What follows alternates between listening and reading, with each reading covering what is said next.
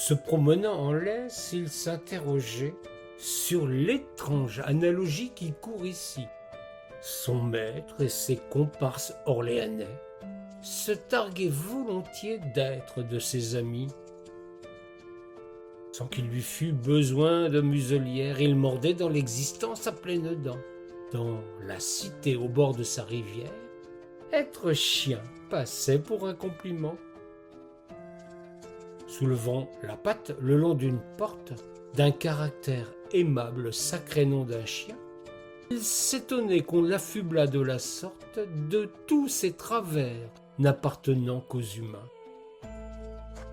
Qu'il pleuve ou qu'il vente, c'est un temps de chien. Vitupère des passants sous un parapluie. Quant à cestuis-là, toujours un peu chafouin, c'est un caractère de chien pour la compagnie. S'il se contente d'un panier et d'une niche recroquevillés pour supporter les frimas, il découvre que ceux qui se montrent chiches dorment en chien de fusil sur un matelas.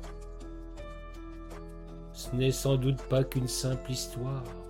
On prétend même, ce qui n'est guère sage, qu'on le jetterait volontiers dans la Loire s'il survenait une épidémie de rage.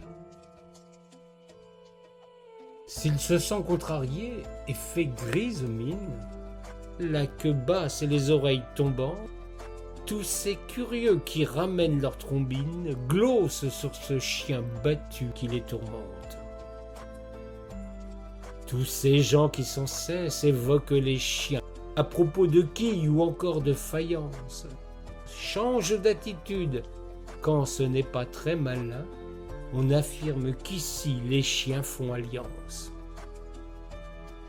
Si autrefois la guêpe était leur emblème, les chiens font assurément plus belle oripeau.